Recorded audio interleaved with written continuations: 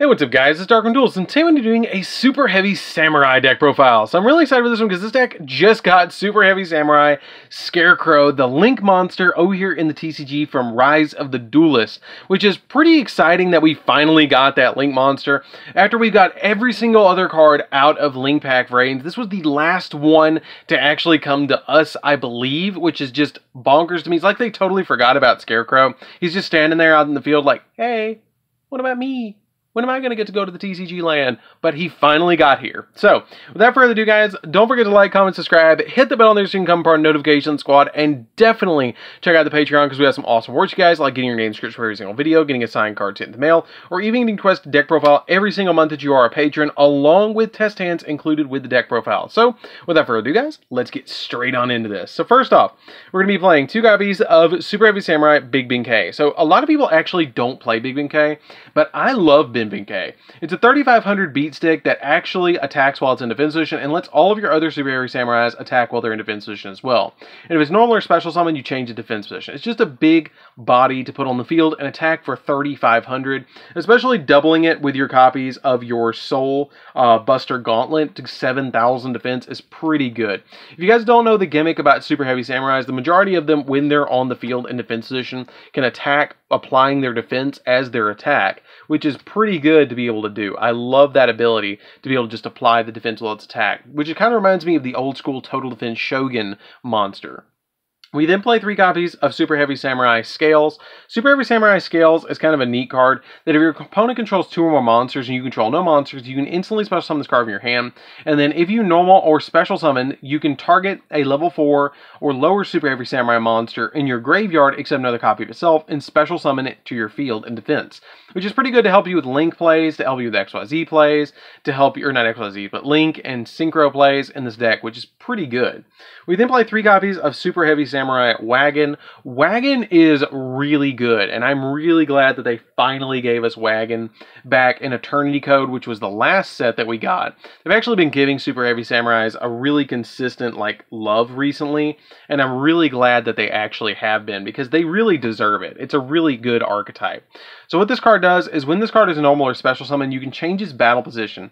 And then this card can attack while in face-up defense. And if it does, you apply the damage calculation.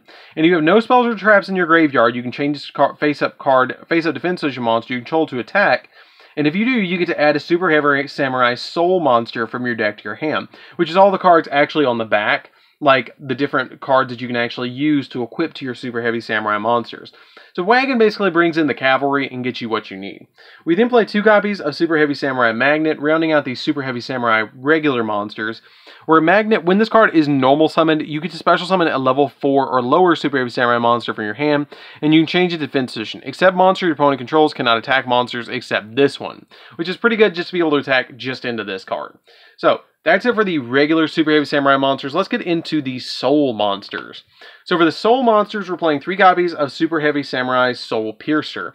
So basically what these Soul monsters do is they let you trigger different effects. Like, for instance, all of them usually share the same effect that you can target a Super Heavy Samurai monster you control, equip this monster from your hand or your side of the field to that Super Heavy Samurai monster. Then they have a different particular ability.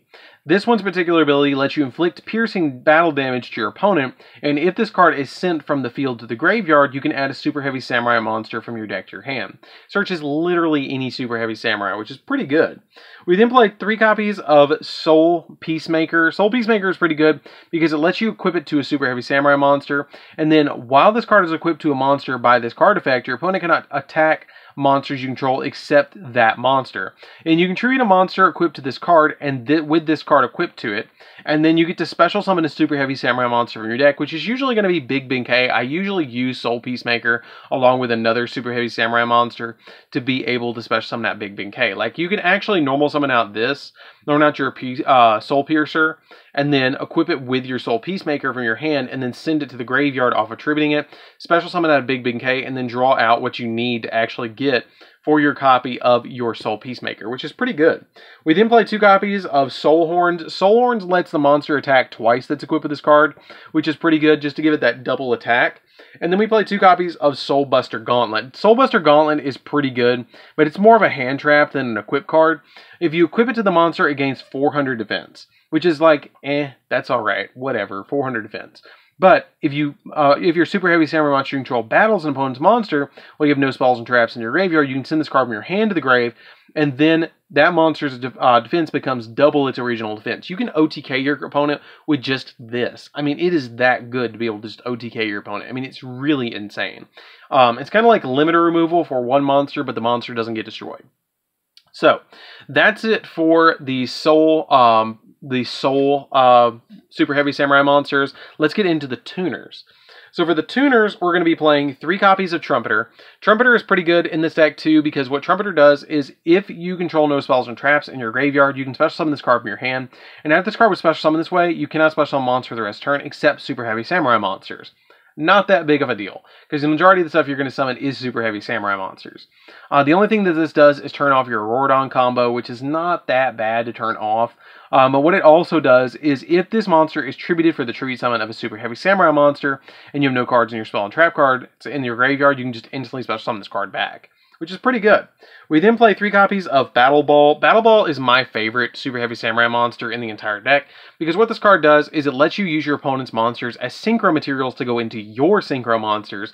So for instance, if my opponent controls a level 4 monster on their side of the field and I control Battle Ball, I can use their monster plus my copy of Battle Ball to go into my Ogre Shirandoji, which is pretty good just to be able to use our opponent's monsters against them with the copy of Battle Ball, which is really, really neat. And you have everything from 5 all the way up to 12 with the Battle Ball that you can use against your opponent, which is pretty neat to be able to use all those different levels to be able to go against your opponent. You can use from 3 all the way up to like 10 against your opponent with Battle Ball.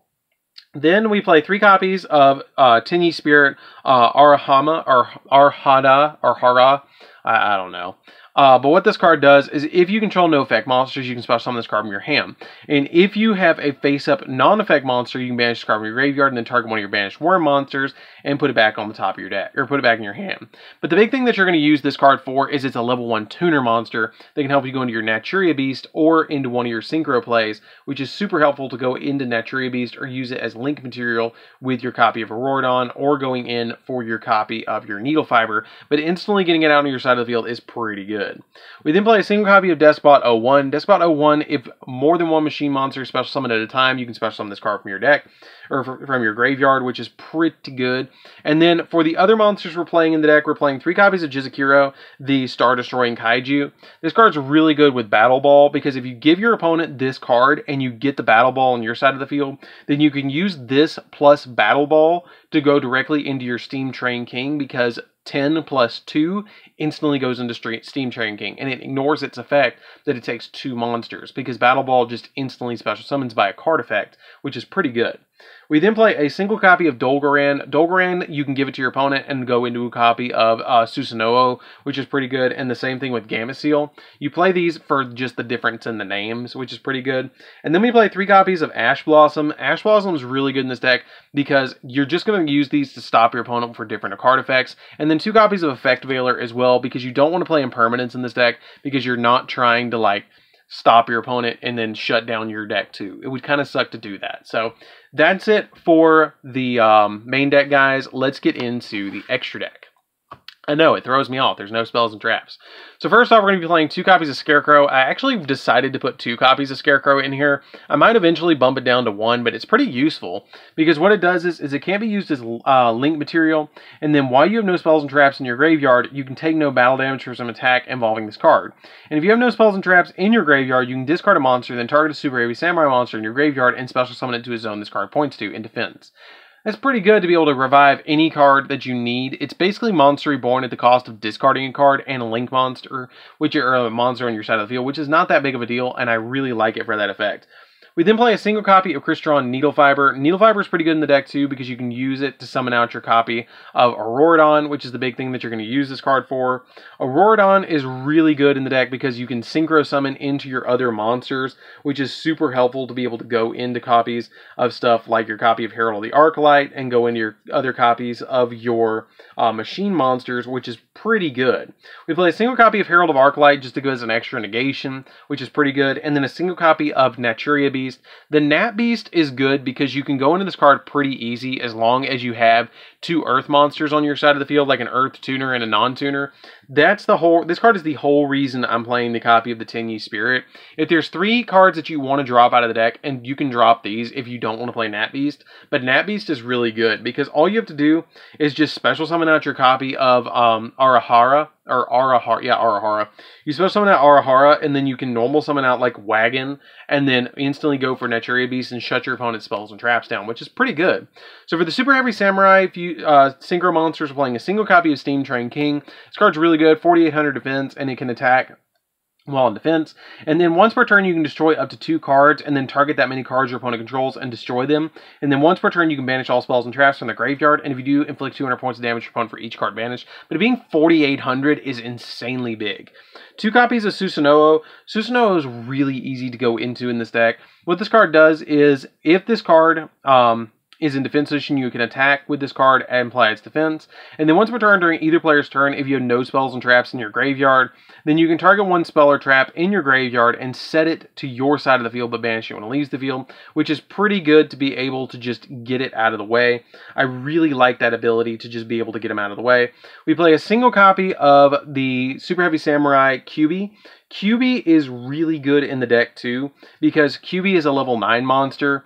To be able to get it out on your side of the field, and it gains 900 defense for each special summon monster your opponent controls. If they have a level 7 and you put Battle Ball on the field, you can synchro into this.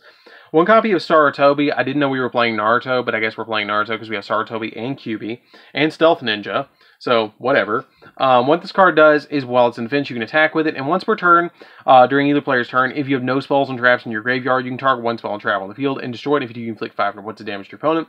Stealth Ninja, actually one of my favorite ones to summon, because it can attack your opponent's life points directly by halving this card's defense, so it inflicts 1,400 points of damage, which is pretty good, and it also has the ability that once per turn during the next standby phase, after this card was destroyed by a card effect and sent to the graveyard, you can special summon it. 2 copies of Shuren Doji. Shuren Doji is pretty good because it basically Harpy Feather Dusters the field, which is pretty good. I like that ability to be able to just Harpy Feather Duster. And then I play a single copy of Swordsman Musashi. Musashi is pretty good too because it lets you target a machine monster in your graveyard and add it back to your hand.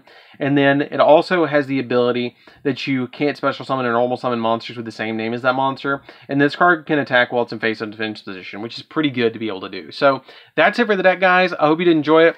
It's a really, really, really fun deck to play around with, and it's extremely budget. And when I mean extremely budget, I mean extremely budget. Like, the entire extra deck is pretty much commons rares, and the entire main deck is common. Like, it's not expensive. This entire deck probably would cost you around 30 bucks to build, besides the Ash Blossoms, which you could change out for DD Crow if you needed to. So, that's it for the deck, guys. I hope you did enjoy it. Don't forget to like, comment, subscribe, hit the bell on there so you can come to our notification squad, and definitely tell what you think of this deck down in the comments down below. And check out the Patreon down in the description because we have some awesome rewards for you guys.